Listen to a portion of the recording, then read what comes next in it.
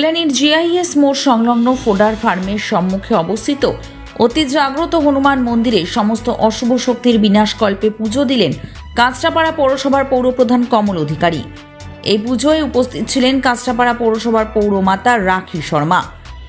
এদিন মন্দির চত্বরে উপস্থিত সমস্ত ভক্তদের মধ্যে খিচুড়ি ও সবজি বিতরণ করেন পৌরপ্রধান কমল অধিকারী। দেখুন আমাদের সেই প্রতিবেদন।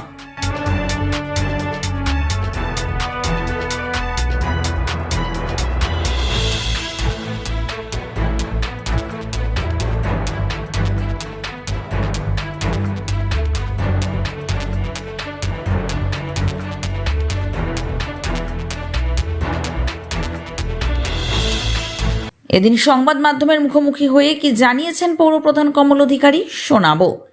দেখুন, ঈশ্বরের সেবা করাটা সব থেকে ভাগ্যর ব্যাপার এবং ভগবান না চাইলে কিন্তু মন্দিরে আসা যায় না, এটা আপনারা জানেন। এবং আমার দাদা এবং আমাদের যিনি প্রার্থী হয়েছেন বিজপুর বিধানসভায় কমল অধিকারী মহাশয়, ওনার জন্যে আমি তো অবশ্যই আশীর্বাদ চাইব। তার সাথে সাথে বিজপুরবাসী এবং বাংলাভাষী এবং ভারতবাসী যেভাবে মানুষ ডিপ্রাইভ হচ্ছে, যেভাবে মানুষ কষ্টের মধ্যে আছে, বাবা বজরংবলীর কাছে এটাই প্রার্থনা করবো, অশুভ শক্তি দূর হোক, মানুষের সুবুদ্ধি হোক যারা ধর্মকে নিয়ে রাজনীতি করছে। এবং আমি মনে করি বাংলায় এমন একটা প্রদেশ যেখানে বিভিন্ন জাতির মানুষ সেখানে বসবাস করে, এবার উৎসবটা আমরা কিন্তু সকলে একসাথেই পালন করি। পুজো হোক, ঈদ হোক, ক্রিসমাস হোক, ছট পুজো হোক, দুর্গা পুজো হোক, প্রত্যেকটা উৎসব দেখবেন বাংলায় কিন্তু আমরা ঐক্যবদ্ধভাবে পালন করি। ক্রিসমাসের সময় সবথেকে বেশি কেক আমরাই কিনি এবং যখন ঈদ আসে ঈদে কিন্তু বিরিয়ানি সবথেকে বেশি আমরাই খাই এবং যখন ছট পুজো হয় ঠেকুয়ায় কিন্তু আমরা সকলে মিলে ডিস্ট্রিবিউশন করে নিজেরাও খাই। কিন্তু কালচার হেরিটেজ যেটা বাংলায় রয়েছে, ঈশ্বরের কাছে এই প্রার্থনা করবো এটাই যেন সবসময় যেন অতুল থাকুক এবং অশুভ শক্তি গ্রাস না করতে পারে। সকলে যেইভাবে শান্তি বজায় রয়েছে, ডেভেলপমেন্ট হচ্ছে, সেটাই যেন বজায় থাকুক বাংলায়। আমরা দেখেছি যে ওনারা প্রভু রামের নাম নিয়ে প্রচার করেছেন, এখন মা দুর্গা মা কালীকে নিয়ে করছে। দেখুন, যারা ঈশ্বরকে নিয়ে খেলছে, যারা প্রভুকে নিয়ে খেলছে, তার উপরওয়ালা আছে এবং দেখতেই পাচ্ছেন টিভিতে আমরা দেখতে পাচ্ছি কীভাবে চারদিকে আন্দোলন হচ্ছে। এবং সবথেকে দুর্ভাগ্যজনক জিনিস, এমন একটা দল যেখানটা একটা ভালো ক্যান্ডিডেটও অনেক জায়গায় দিতে পারছে, যেখানে খুব বিক্ষোভ হচ্ছে। এটা নিয়ে বাংলার মানুষ বুঝতে পারছে যে আগামী দিন এরা ডেভেলপমেন্ট করবে না, মানুষের ভালো করবে না, ক্ষতি করবে। তো একমাত্র মুখ্যমন্ত্রী মমতা বন্দ্যোপাধ্যায়, যিনি প্রত্যেকটা প্রকল্প থেকে শুরু করে নিয়ে দোয়ারে দোয়ারে পৌঁছেছে। আজকে 15 বছর কমপ্লিট হলো যেখানে মাননীয় মুখ্যমন্ত্রী মমতা বন্দ্যোপাধ্যায় এতগুলো স্কিম দোয়ারে দোয়ারে পৌঁছে দিয়েছে এবং মানুষ উপকৃত হচ্ছে। এবং একটাই কথা বলুন, 2014 থেকে আজকে 2026 হয়ে গেল, সেন্ট্রাল গভর্নমেন্ট যা যা প্রতিশ্রুতি সারা দেশের মানুষ এবং বাংলা মানুষকে দিয়েছে, সেটা কোথায়? যে স্টেটে ওনারা বিলং করছেন ওখানটায় দেবে না, এখানে বলছে 3000 টাকা করে মা বোনদেরকে লক্ষ্মী ভাণ্ডার দেবে। আমরা লাস্ট বিহারে ইলেকশনে দেখেছি কি করেছে, 10,000 টাকা করে দিয়েছে এবং ব্লাফিং করে আবার সেগুলোকে ব্যাক রিটার্ন করাচ্ছে। এবং আমরা একটা জিনিস সব থেকে দুঃখজনক দেখেছি, যে কটা স্টেটে আপনার ইলেকশন হচ্ছে, সেটা আসাম হোক, ত্রিপুরা হোক, আপনার ইউপি হোক, বিহার হোক, সেখানে কিন্তু সাধারণ মানুষ, গরিব মানুষের ঘর বাড়ি ভাঙচুর হচ্ছে, দোকানপাট ভাঙচুর হচ্ছে। ওখানে কিন্তু গরিবরাই ডিপ্রাইভ হচ্ছে। এবং আমরা এটাও দেখেছি মানুষের স্বতঃস্ফূর্তভাবে ভালোবেসে মোদী সরকারকে ভোট দিয়েছে, কিন্তু তারাই বেশি দেবে, তারা মানুষে বুঝতে পারছে। এবং আপনি ভাবুন না, আজকে জিএসটি নিয়ে যা পরিস্থিতি হয়ে রয়েছে, সাধারণ মানুষ, গরিব মানুষের কোনো ইনকাম জেনারেট করেনি, কোনো ইনক্রিজ করেনি, বাট কিন্তু জিনিসপত্রের দাম অনেক বেড়ে গেছে।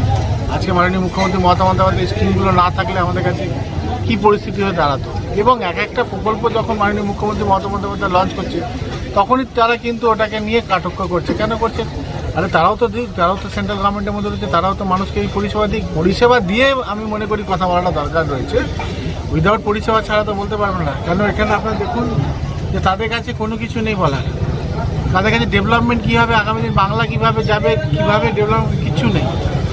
তো সেই জায়গায় বাংলার মানুষ ভালো মতন বুঝতে পারছে, দিদি থাকলে পরে বাংলার শান্তি সম্প্রীতি সব কিছু বজায় থাকবে এবং মানুষ ভালো থাকবে এবং আমরা যেভাবে ভাইচারা মেনটেন করছি এই জিনিসটা ভালো থাকবে। এখন কিছুই হবে না এখানে, কেন বাংলার মানুষ ভালো মতন বোঝে যে আমরা অনেক শান্তিতে আছি, ডেভেলপমেন্ট আছে এবং সরকারি স্কিম রয়েছে।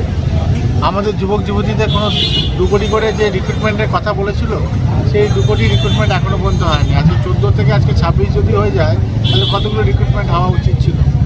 এবং ম্যাক্সিমাম দেখুন সব প্রাইভেটাইজেশন করে দিচ্ছে, তো ওখানে সরকারি চাকরি হবে কোথায় থেকে? সব যদি প্রাইভেটাইজেশন করে দেয়, এবং আপনি ভাবুন আমাদের বিধানসভার মধ্যে সবথেকে পুরনো রেলের ওয়ার্কশপ রয়েছে, যেখানে আগে প্রায় 22 থেকে 25,000 এমপ্লয়ি ছিল, আজকে সেটা 6,500 দাঁড়িয়েছে। Where is the employment? Where is the opportunity of the young generation? There is no scope for young generation nowadays. তো আমাদেরকে এটা দেখতে হবে। একদম নিশ্চিন্ত থাকেন, মাননীয় মুখ্যমন্ত্রী মমতা বন্দ্যোপাধ্যায় যেভাবে সারা বাংলার মানুষকে পরিষেবা দিচ্ছে, ঈশ্বর এবং আমাদের নিউ জেনারেশন, আমাদের মা বোনেরা, আমাদের সিনিয়ররা সকলেই মাননীয় মুখ্যমন্ত্রী মমতা বন্দ্যোপাধ্যায়। আপনাকে আমি একটা কথা বলি, যারা উন্নয়ন নিয়ে থাকবে, যারা মানুষের কাজ নিয়ে চিন্তা ভাবনা করবে, তাদেরকে এত স্মরণের কী দরকার আছে? তারা সামহ তারা ভয় পাচ্ছে। একটা যে মেধাবী স্টুডেন্ট হবে সে এমনি ফার্স্ট হবে, আর যে চিটিং করে খাতা বই বার করে চিটিং করবে সে কখনো ফার্স্ট হতে পারবে না। হয়তো ভালো রেজাল্ট করতে পারবে কিন্তু ফার্স্ট হতে পারবে না। ফার্স্ট সেই করতে হবে যে ক্লাস ওয়ার্ক হোমওয়ার্ক ঠিকঠাক করে করবে। বীজপুরের প্রার্থীর বিপুল এই ব্যাপার যেভাবে উনি উন্নয়ন করেছে, সব থেকে বড় ব্যাপার কোনো বোমের আওয়াজ নেই, কোনো গুলির আওয়াজ নেই, কোনো ইয়ং জেনারেশন হাতে বোমগুলি নেই, তাদের হাতে খাতা পেন কলম এগুলো রয়েছে, এবং বাড়ি বাড়ি মাননীয় মুখ্যমন্ত্রী মমতা বন্দ্যোপাধ্যায়ের ডেভেলপমেন্ট খালি ছড়ানো হচ্ছে। কেউ বলতে পারবে না যে আগের বীজপুর আর এখন বীজপুরের মধ্যে অনেক অন্তর রয়েছে। দাদা, কেউ যদি বীজপুর উত্তপ্ত করা যায় কি প্রিকশন থাকবে আপনাদের তরফ থেকে? প্রথম আমরা দেখবো প্রশাসন কী করছে, তারপরে দলীয়ভাবে যেভাবে করা দরকার, পলিটিক্যাল মুভমেন্ট যেটা করা দরকার সেটাই হবে। বীজপুর অশান্ত আর হবে না। যারা এসব ভাবছে সেগুলোর বালি, এবং এদের যারা নেতা রয়েছে, আমাদের পার্থদা তো ওই যে 16 বই ডায়লগ দিয়েছিলাম আমি, যে ঠাকুরের হাত মুঝে দে দে, একটা হাত তো পার্থদা নিয়েছে, এবার শ্রীরামপুর একটা হাত নিয়ে ওকে ঠাকুর সাহেব কমপ্লিটলি করে। কল্যাণী থেকে 24 ঘন্টা লাইভের জন্য সন্তুদ্যুতি বিশ্বাসের report. Skill India paramedical institute, নিজের ভবিষ্যৎ গড়ুন নিজের প্রতিভা দিয়ে। এই প্রতিষ্ঠানটি ভারত সরকার কর্তৃক স্বীকৃত। এই প্রতিষ্ঠানে প্রদান করা হয় বিভিন্ন রকম টেকনিক্যাল, ভোকেশনাল, মেকানিক্যাল এবং প্যারামেডিক্যাল প্রশিক্ষণ, যা স্কিল ইন্ডিয়া বা ভারতের জাতীয় দক্ষতা উন্নয়ন মিশন কর্তৃক স্বীকৃত এবং অধিভুক্ত।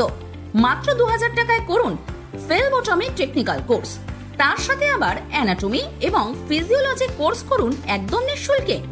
ব্যারাকপুর সহ পশ্চিম বাংলার বিভিন্ন জেলা পেরিয়ে গুজরাট, বিহার, আসাম এবং অন্ধ্রপ্রদেশের মতো ভিন্ন রাজ্যে নিন আমাদের পরিষেবা, যেখানে বিভিন্ন রকম প্রশিক্ষণ নিয়ে নিজের ভবিষ্যৎ উজ্জ্বল করছে অসংখ্য যুবক যুবতীরা।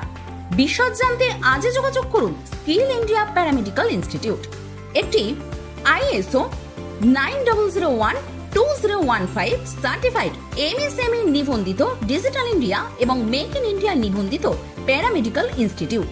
আমাদের ঠিকানা মায়াভিলা, জফরপুর কুন্ডবাড়ি মোড়, কল্যাণী এক্সপ্রেসওয়ে, ব্যারাকপুর, কলকাতা 700122। কল করুন 7003847374।